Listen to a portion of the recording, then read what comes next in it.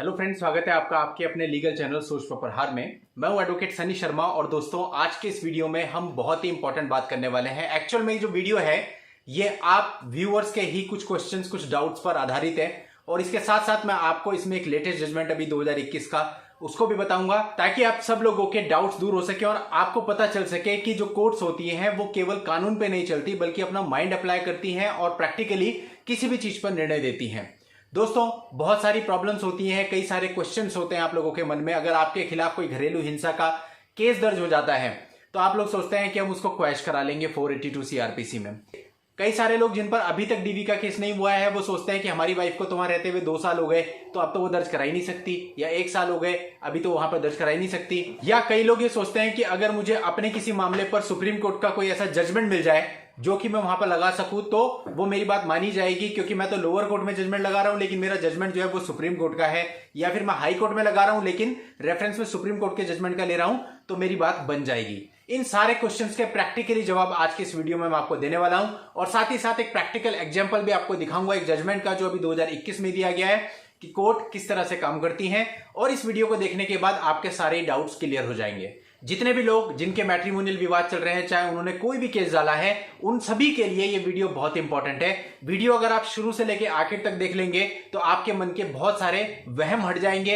Actual में होता क्या है कि हम लोग किताबें पढ़ के या फिर कुछ वीडियोज में कानून जान करके ये सोचते हैं कि ये कानून ही ऐसे चलेगा, लेकिन कोर्ट्स उस कानून पे कैसे काम करती हैं। देखिए, कानून तो सीआरपीसी में ये भी है कि एक आम आदमी की जो भूमिका है वो पुलिस वाले की होगी। अगर वो देखता है कि कोई क्राइम उसके सामने हो रहा है तो वो उसको अरेस्ट कर सकता है। लेकिन आप बताइए ये कितना प्रैक्टिकल है। अगर 2 लोगों का झगड़ा हो रहा है आप उसको बोल नहीं सकते, अरेस्ट करने की बात तो बहुत दूर है, अगर आप बोलेंगे तो वो उसको छोड़ के आपको मारना शुरू कर देगा। प्रैक्टिकल ये है, प्रैक्टिकल वो नहीं है जो बुक में लिखा है। इसी तरह से दोस्तों क्वेश्चन को लेकर के या किसी और चीज को लेकर के प्रैक्टिकल अप्रोच कोर्ट्स का क्या रहता है वो मैं आपको बताने वाला हूं एक जजमेंट का रेफरेंस लेते हुए। तो स्टार्टिंग से लेके एंड तक वीडियो में बने रहिएगा। बहुत इंपॉर्टेंट वीडियो है। चैनल को अभी तक सब्सक्राइब नहीं किया है तो सब्सक्राइब करके नोटिफिकेशन बेल पर जरूर क्लिक कर लें ताकि फ्यूचर में जब भी मैं ऐसे कोई अपडेट्स आपके लिए लेकर के आऊं उसकी जानकारी आपको सबसे पहले मिले। तो चलिए दोस्तों पूरे मामले को पहले समझ लेते हैं। दोस्तों इस मामले में मार्च 2016 में दोनों की मैरिज हुई। मार्च 2017 में जो वाइफ थी वो अपने मायके चली गई और उस समय उसने बेबी कंसीव कर लिया था, तो नवंबर में उसने बेबी को जन्म दिया। अब दोस्तों जब वाइफ चली गई तो हस्बैंड के पास क्या ऑप्शन होता है? कोई भी ऑप्शन नहीं होता। वो कहीं पे भी जाता है, कहता है जी वो वापस नहीं आ रही है, इतना टाइम हो गया है, तो कोई भी उसको ये कहता है कि भाई ऐसा है आप सेक्शन 9 फाइल कर लो। अब जितने लोग मेरे से बात कर चुके हैं, मैंने उनको क्या राय दी वो बहुत अच्छे से जानते हैं। एक वीडियो दोस्तों मैंने इस पर कुछ समय पहले बनाया था जो कि इस पर था कि सेक्शन 9 से होने वाले नुकसान। उस वीडियो को दोस्तों बहुत पसंद किया गया था और उस वीडियो पे काफी अच्छे खासे व्यूज भी हैं। उस वीडियो का लिंक मैं इस वीडियो के नीचे डिस्क्रिप्शन में दे दूंगा, आप एक बार उस वीडियो को जरूर देखिएगा। आपको डिटेल में पता चल जाएगा कि क्यों हमको सेक्शन 9 में नहीं जाना चाहिए। इस मामले में भी कुछ ऐसा ही हुआ कि वो सेक्शन 9 में चला गया। अब जैसे सेक्शन 9 में गया उसका नोटिस वाइफ को रिसीव हुआ, वाइफ की तरफ से 498A डाल दिया गया। उसके बाद डीवी एक्ट 2005 की धारा 12 में भी डाल दिया गया एक मुकदमा और उसमें उसकी मदर को भी इन्वॉल्व कर लिया गया। अब दोस्तों यहां तक तो बात ये आ गई कि लोग कहते हैं कि हम जब भी किसी के पास जाते हो कहते हैं सेक्शन 9 डाल लो, आप कह रहे हो सेक्शन 9 मत डालो, तो इसीलिए कह रहा हूं भाई कि सेक्शन 9 मत डालो। अगर आप ऐसे मामले में सेक्शन 9 डालते हो तो आपकी पत्नी जो पिछले 1 साल से या 2 साल से चुप बैठी है वो तुरंत आपके ऊपर सब कुछ कर देगी, जितने भी उसके राइट्स हैं। इसके बाद दोस्तों दूसरा सवाल आता है कि हम क्वेश्चनिंग में जाएं या नहीं जाएं। भाई जा सकते हो, आपका राइट है।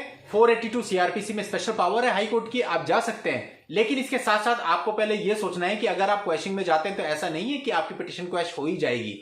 अब क्वेश्चनिंग का रेशियो क्या है दोस्तों? 80% क्वेश्चनिंग कोर्ट नहीं करता है, केवल 20% मामले होते हैं जिनमें क्वेश्चनिंग दी जाती है।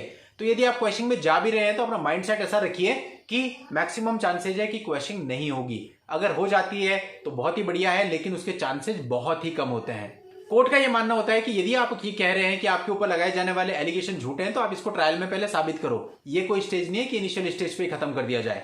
इस तरह का अप्रोच प्रैक्टिकल कोर्ट का रहता है। अब दोस्तों ये जो क्वेश्चनिंग में गए 482 सीआरपीसी में, इन्होंने क्वेश्चनिंग के लिए 2 ग्राउंड्स लिए। पहला ग्राउंड ये लिया कि ये जो पिटीशन है ये टाइम बार्ड है, यानी कि section 31 of DV act clearly ये कहता है कि इस एक्ट के अंतर्गत मैक्सिमम 1 साल तक की सजा हो सकती है और जो पिटीशन है वो 1 साल के अंदर अंदर दाखिल होनी चाहिए। लेकिन ये जो पिटीशन है ये 1 साल से ज्यादा हो गया उसको अपने मायके में रहते हुए, उसके बाद दाखिल की गई है, तो ये पिटीशन टाइम बार्ड है, इसे क्वेश्चन किया जाना चाहिए। दूसरा ग्राउंड ये लिया उन्होंने कि इसमें उनकी मदर को भी अननेसेसरी इंक्लूड करा गया है, जबकि डीवी एक्ट की धारा 2Q क्लियरली कहती है कि जो रिस्पोंडेंट होगा वो एक मेल एडल्ट होना चाहिए, लेकिन उसके साथ साथ वो ये भी कहती है कि हस्बैंड के रिलेटिव वगैरह भी उसमें इंक्लूड हो सकते हैं, बट मेल एडल्ट शब्द को लेकर के वो चले कि फीमेल पे नहीं किया जा सकता है। साथ ही दोस्तों उन्होंने अपने दोनों ग्राउंड्स के लिए माननीय सुप्रीम कोर्ट के एक एक जजमेंट लगा दिए जो कि उनकी बात को सपोर्ट करते थे। अब दोस्तों कोर्ट ने पूरे मामले को और उनके ग्राउंड्स को ऑब्जर्व किया और यह कहा कि डीवी एक्ट के सेक्शन 31 के अंतर्गत जो लिमिटेशन दी गई है वो डीवी एक्ट के अंदर लगाई गई किसी एप्लीकेशन के ऑर्डर पर एप्लीकेबल होगी, ना कि फाइलिंग के टाइम पे एप्लीकेबल होगी। और दूसरे ग्राउंड के संबंध में कोर्ट ने कहा कि भाई वहां पर हस्बैंड के रिलेटिव भी लिखा है और रिलेटिव का मतलब स्पेसिफिक मतलब नहीं बताया गया है कि रिलेटिव में कौन इंक्लूड है, तो जो मदर है वो भी रिलेटिव है, इसलिए उनको भी इंक्लूड किया जा सकता है। कुल मिलाकर दोनों ही ग्राउंड खारिज कर दिए गए और कोर्ट ने इस पिटीशन की क्वेश्चन करने से मना कर दिया, क्वेश्चन डिसमिस कर दी। अब दोस्तों यहां सीखने और समझने की बात क्या है, आप बहुत सारे लोग जो कहते हैं कि हम क्वेश्चन में चले जाएंगे, और मैंने कंसल्टेशन के दौरान भी और वीडियोज में भी आप लोगों को कई बार समझाया कि आप क्वेश्चन में जाइए, आपका राइट है, लेकिन ये सोचते हुए जाइए कि क्वेश्चन के चांसेस बहुत कम होते हैं। ऐसा नहीं है किसी ने कह दिया कि हाँ मैं करा दूंगा, तो किसी के पास भी कोई जादू की छड़ी नहीं है। आपको ये मान के चलना है कि कोर्ट किस तरह से चलती है। अगर किसी धोखे में जाएंगे तो केवल आपको मानसिक रूप से बाद में तनाव होगा। दूसरा, पिछले बहुत सारे समय से कमेंट्स में भी कंसल्टेशन के दौरान भी क्वेश्चंस आ रहे थे कि भाई ऐसा है मेरी वाइफ तो 2 साल से वहां पे रह रही है, तो क्या वो डीवी फाइल कर सकती है, अब तो अधिकार ही नहीं है, ये है वो है। ये सारी चीजें कहां से आई? किताबें पढ़ करके, जो डीवी एक्ट है उसको पढ़ लिया, कोई ऐसे वीडियो देख लिए जहां पर उसके बारे में बताया गया था।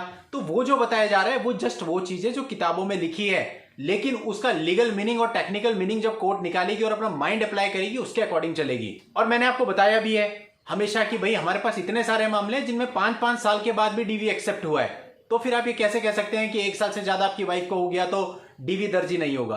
मान लेते कानून है भी, लेकिन अगर कोर्ट नहीं कर रही तो आपको तो प्रैक्टिकली कोर्ट से होकर ही गुजरना है ना।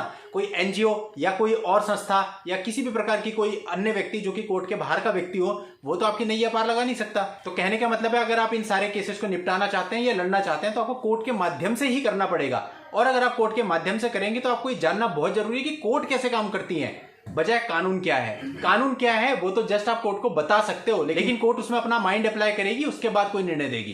तो इस तरह से दोस्तों ये पूरा डिस्कशन हमारा जो था ये कुछ चीजों को क्लियर करता है।